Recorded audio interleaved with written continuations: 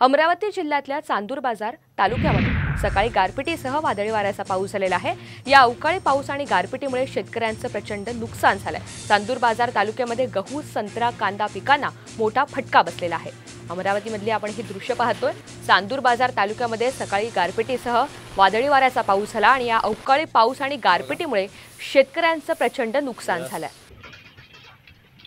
या संदर्भातील अधिकची माहिती आपल्याला अमर घटारे देत आहेत। अमर, ज्या पद्धतीने हवामान खात्याने अंदाज वर्तवलेला होता त्याच पद्धतीने आपण पाहतो गारपिटीचा फटका बसलेला आहे। शेतकऱ्यांची काय भावना आहे? एकंदरीत बघितलं तर 2 दिवसापूर्वीच विदर्भामध्ये वादळी वाऱ्याचा पाऊस येईल असं हवामान खात्याने सांगितलं होतं आणि जर बघितलं तर काल सुद्धा सायंकाळच्या सुमारास हलक्या सरी जी आहे अमरावती शहरामध्ये कोसळल्या होत्या। मात्र आज सकाळी पहाटे मोठ्या प्रमाणात वादळी वाऱ्यासह जोरदार जो पाऊस आहे तो पाऊस चांदूर बाजार तालुक्यामध्ये कोसळला आहे। त्यासोबतच मोठ्या प्रमाणात गारपीट सुद्धा झाली आहे, त्यामुळे शेतकऱ्यांचं मोठ्या प्रमाणात नुकसान झालेलं आहे।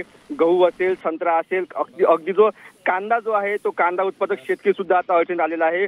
जो संपूर्ण कांदा आहे तो गारपिटीमुळे पूर्णपणे खराब झालेला आहे। एकंदरीत बघितलं तर आता जो संत्रा पीक आहे ते संत्रा पीक जो आहे आंबिया बहार होतं त्याला मोठ्या प्रमाणात बहार आलेला होता। मात्र आता या गारपिटीमुळे जो बहार आहे आंबिया बहार तो सुद्धा गळून पडलेला आहे। चांदूर बाजार तालुक्यामध्ये मोठ्या प्रमाणात संत्र्याचं उत्पादन घेतलं जातं, मात्र आता त्या ठिकाणचा संत्रा उत्पादक शेतकरी सुद्धा अडचणीत आलेला आहे। त्या परिसरामध्ये थुगाव, पिंपरी असेल या गावामध्ये 2 गावामध्ये मोठ्या प्रमाणात गारपीट झाली, त्यामुळे आता त्या ठिकाणी शेतकरी पूर्ण हतबल झालेले। अजूनपर्यंत प्रशासनाच्या वतीनं त्या ठिकाणी कोणीही गेलेलं नाही। त्यामुळे शेतकऱ्यांचं अतोनात नुकसान झालेलं आहे। आता त्यांना मदतीची अपेक्षा आहे।